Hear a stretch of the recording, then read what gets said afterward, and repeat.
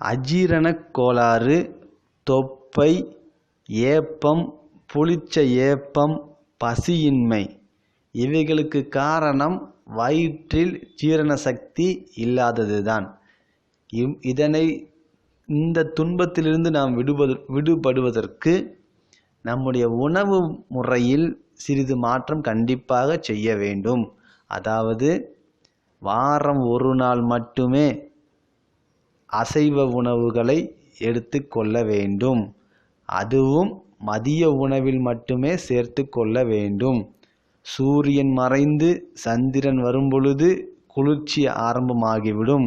அந்த நேரத்தில் நம்முடைய உடலில் வெப்ப சக்தி குறைந்துவிடும்.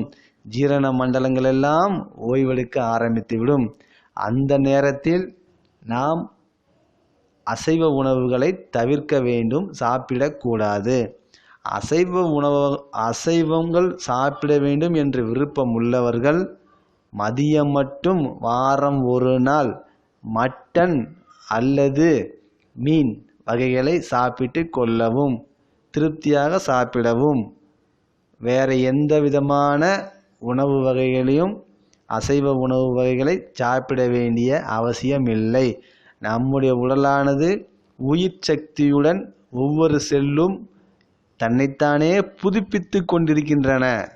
ஆனால் இறந்த உணவுகளான அசைவ உணவை இந்த நல்ல உடலுக்குள் உள்ள செல்லுக்குள் செலுத்தும் பொழுது நல்ல செல்லும் செத்து நம்முடைய உடலில் தேவையில்லாத கிருமிகள் உருவாகி நமக்கு உடல் வலி, மூட்டு வலி, உடல் அசதி, கண் பார்வை குறை அனைத்து நோய்களுக்கும் காரணம் அசைவ உணவை கண்ட நேரத்தில் கண்ட இடங்களில் சாப்பிடுவதும் உறங்குவதும் காமத்தில் ஈடுபடுவதுமே ஆகும்.